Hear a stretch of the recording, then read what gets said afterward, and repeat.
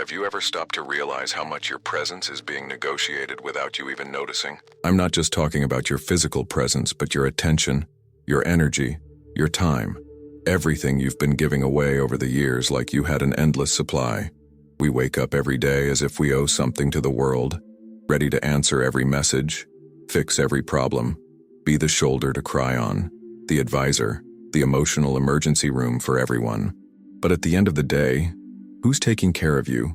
Who's really listening to you? Who notices that you're drained too, even when you're smiling?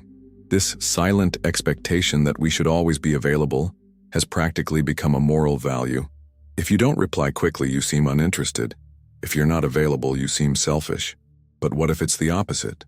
What if true emotional maturity lies in knowing when to step back, in being able to say not now, in realizing your energy isn't an endless, free-flowing faucet? There are people who can command a room without saying a word. They walk in and the air shifts. It's not arrogance and it's not coldness. It's presence. A presence built from non-reactivity. These are people who don't rush to respond to things that don't require a response. They observe before acting. They walk away instead of exploding. And walking away isn't running away. It's strategy. It's self-awareness. Carl Jung talked about the individuation process as a journey back to wholeness. A call to become complete, not through what we give to others, but through what we choose not to give away anymore. And that's where the game changes. When you stop being predictable, when you stop reacting the way you always did, when you decide your silence is worth more than any justification. The problem is we were programmed to please. Since we were kids, we learned that saying yes was safer than facing the discomfort of a no, that smiling was more efficient than being honest, that being present was the currency to avoid being abandoned. But that currency comes with a high price, your own identity. Have you ever caught yourself saying, "It's fine," when you're actually suffocating inside? Answering a message when you're way too tired to even think? Explaining your silence like you owe an explanation to people who never even asked how you're really doing? That's not generosity. That's self-abandonment disguised as empathy. And this is where the danger hides. When your presence becomes too constant, it loses its value. What's abundant becomes emotional doormat material, used, stepped on, and tossed aside. People get used to your automatic yes, your quick reply, your endless availability. And when you finally decide not to be like that anymore, it throws them off. You've changed, they say. But the truth is you just stopped pretending. I'm not saying to turn your back on the world. This message is just a reminder for you to step up as the lead character of your own life. Becoming unavailable isn't cowardice. It's sovereignty. Protecting yourself isn't weakness. It's emotional wisdom. It's about no longer being the patch that mends other people's wounds and starting to stitch your own pieces together. With care, with presence, with truth. Because when you begin to pull your energy away from the places where it was being wasted, something surprising happens. Other people's confusion increases. Discomfort rises. Reactions come up like desperate attempts to regain a control they used to silently have over you. People will say you've changed. And you have. You're changing your frequency. You're changing your priorities. You're changing the way you show kindness, without being a pushover. And maybe you'll feel guilty at first. After all, guilt is what's left when you finally stop living to please everyone else. But if you push through that initial discomfort, you'll find something that's worth so much more. The taste of true freedom. The freedom to be yourself without having to constantly explain it. The freedom to say, "Today, I'm not going to pour myself into what drains me. Today I choose to stay with myself." That simple, seemingly innocent sentence might just spark a full-on inner revolution. Because from the moment you start choosing yourself, not out of exhaustion or anger but with real awareness, the dynamic in all your relationships starts to shift. Not instantly, but inevitably. Your absence starts speaking louder than your old, overwhelming presence. The people who were used to your quick replies, your, "Of course I'll handle it," your, "You can always count on me without limits," now have to face the silence, and they don't know what to do with it. Not because you did something wrong, but because your reaction used to fuel an invisible dynamic, that you existed to be everyone else's emotional support, except your own. That's when the mask falls off. Not yours. Theirs. You start to see who was around because they truly liked you, and who was just benefiting from your good heart. And maybe the hardest part isn't even the distance that grows. It's the clarity that comes with it. A clarity that doesn't let you unsee the obvious anymore. That won't let you shrink yourself just to fit into places where you were never truly seen. Carl Jung said that what we don't bring into consciousness comes back as fate, meaning everything you refuse to face in yourself and in others ends up running your life from the shadows. When you stop reacting automatically, you finally start to see. And real seeing can hurt. Because truth sets you free, yes. But first, it shatters illusions and disarms your defenses. You start noticing the patterns. That friend who only reaches out when they're in crisis. That relative who always throws subtle jabs just to trigger you. That partner who only shows affection when they sense you're pulling away. All of it was a silent game of emotional control disguised as care. And you were part of it because you were always available. Because you believed being present made you worthy of love. But love, real love, doesn't feed off exhaustion. It blooms in freedom. It respects silence, honors pauses, and understands limits. What falls apart when you stop being constantly available was never love to begin with. It was attachment. It was habit. It was emotional convenience. And life, as harsh as it might feel, teaches you to spot the difference when you stop living just to please others and start living with honesty. Every time you don't respond right away, you're saying, "I'm not a prisoner of someone else's urgency." Every time you say, "I can't right now," without over-explaining, you're affirming, "My priorities don't need permission." And every time you stay silent in the face of provocation, you're declaring, "I'm no longer held hostage by my emotional past." Of course it's going to bother people.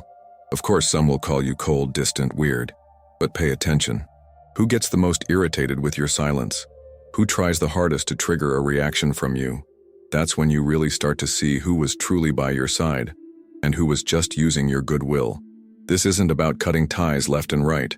It's about learning to build healthy ones, where silence is welcome, not feared, where you can be yourself, even when you're not available to fix everything and everyone. It's about rebuilding your relationship with your own energy, investing it where it's truly mutual, not just draining. Because at the end of the day, your energy is your most precious asset. Jung described the psyche as an energy system. Everything you feel, think, and do drains or fuels it. And if you waste your life force on pointless conflicts, annoying texts, repetitive conversations that lead nowhere, what's left for you? That's why conscious silence is so powerful. Because it's not absence, it's full presence, and presence with yourself. It's breaking the cycle of automatic reactions. It's the space where you finally hear your own voice again. And even more importantly, where others stop hearing only themselves. That's where truth begins to surface. Maybe this is the hardest part to accept, realizing you spent way too much time trying to be who everyone else wanted you to be. And now for the first time, you're not trying to please anymore. You're just trying to breathe freely. But what comes next? What happens when you finally stop being constantly available? First comes the silence. Not the silence of a phone that doesn't ring or a message you didn't answer. The silence inside you. At first it feels weird. It might even feel like something's wrong. You wonder if you're pushing people away, if you're being too harsh, if you're becoming cold. But little by little, that silence starts to make sense. You realize it's not loneliness, and it's clarity. It's the space you never had because you were too busy trying to keep everyone close. And with that clarity, everything starts to change. The anxiety fades. The constant urge to explain yourself disappears. You no longer feel the need to give answers for everything, to jump into every conversation, or to hold on to connections that weigh you down. And here's the wild part. The people who really care about you, they stay. Even when you say no. Even when you disappear for a bit to take care of yourself. Jung said the journey to becoming who you truly are demands that you step away from the things that shaped you without your consent. And that's exactly it. When you stop being the helper, the always available one, the nice one who fixes everything, you lose the image others had of you. But in exchange, you find your real self. You stop settling for crumbs. You stop accepting half-hearted attention, conditional affection, and respect that only existed when you were being useful. And yes, that freaks a lot of people out, because your absence leaves a void, a space that was once filled with your energy, your willingness, your endless patience. When that space goes empty, the ones who benefited from it start to squirm. They'll say you've changed, that you're different, that you're acting weird, and you are. You're stepping out of autopilot. You're becoming unmanageable. At first, the attempts to provoke you might even increase. Someone will poke at you just to see if you'll react. But you're not that same person anymore. You're not interested in playing those games. Now you choose. Choose if you respond. Choose if you get involved. Choose if it's even worth your energy. And most of the time you realize, it's just not. That's when the weight finally starts to lift. You start sleeping better, feeling lighter. You start saying, I don't want to. I'm not going. That's not mine to carry, without needing to apologize. And before you know it, you're living with more peace, with more time, with more truth. The relationships that stay are deeper. The ones that drift away were never real to begin with. This is the turning point. The moment you realize that being available for everything and everyone was actually pulling you away from yourself. And now that you've put yourself back at the center of your own life, a whole new cycle begins. A cycle where you're no longer available for those who confuse you, who only show up when they need something, who can't handle boundaries. Now you're available for your emotional health, your peace, your quality time. And if you made it this far, I have something to tell you. Congratulations. It's not an easy path.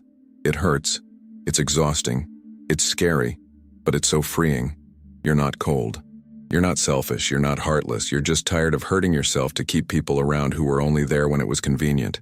And if this message made you reflect, if it helped you see something a little clearer, take this moment to subscribe to the channel. But do it because you want to walk this path together, not out of obligation. Here, we share the things no one talks about out loud. No magic formulas, no pressure. Just real conversations from people who are tired of living on autopilot and are choosing to live with more awareness. Now I want to hear from you. Have you ever realized people only came to you when you said yes to everything? Drop it in the comments. Share how you dealt with it, or how you're dealing with it now. What did you learn from that experience? This channel is built by people like you, who are learning to respect themselves. And every story you share here could help someone who's going through something similar. Let's make this space more than just a channel. Let's make it a community, a place where we listen to each other, support each other, and protect what's most precious, our peace. I'll see you in the next video. And this time, with less guilt, less urgency, and a whole lot more truth.